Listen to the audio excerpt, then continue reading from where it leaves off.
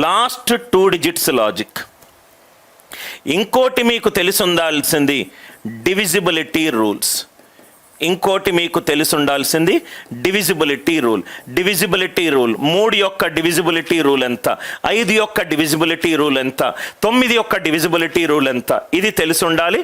దీంతో పాటు మీకు కనుక స్పీడ్ క్యాల్కులేషన్ తెలుసుంటే ఇంకొంచెం టైం ఈజీగా తక్కువ టైంలో అయిపోతుంది.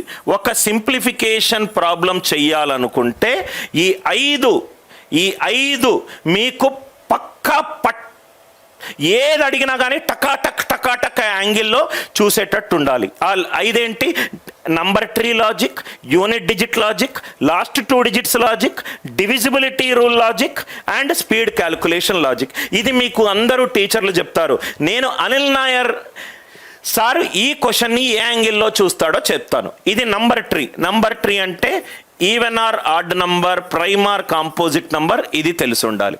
Even or odd number, prime number. నా వన్ బై వన్ ఈ క్వశ్చన్ని నేను మల్టిపుల్ యాంగిల్లో చూస్తాను. ఒక్కొక్క మెథడ్లో మీకు ఎక్స్ప్లెయిన్ చేస్తాను.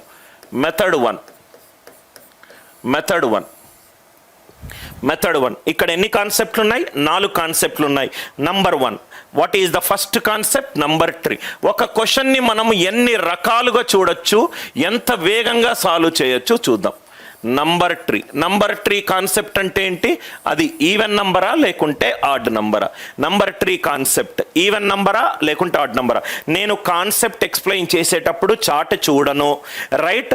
కాన్సెప్ట్ అయిపోయిన తర్వాత నేనప్పుడు చార్ట్ చూసి రెలవెంట్ క్వశ్చన్స్ ఏదైనా ఉంటే ఆ డౌట్ని ప్రాబ్లమ్స్ లాగా క్రియేట్ చేసి ఎక్స్ప్లెయిన్ చేస్తాను, రైట్? ఎంటర్టైన్మెంట్ ఉండదు నా క్లాసులో, useless, right? Beyond subject start అయిపోయిన తర్వాత బియాండ్ ఇన్ఫర్మేషన్ ఉండదు.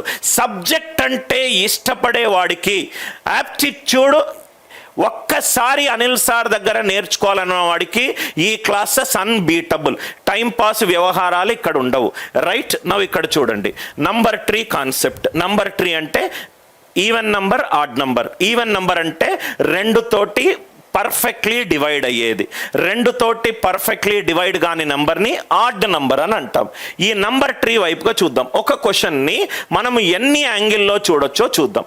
First thing number tree, x²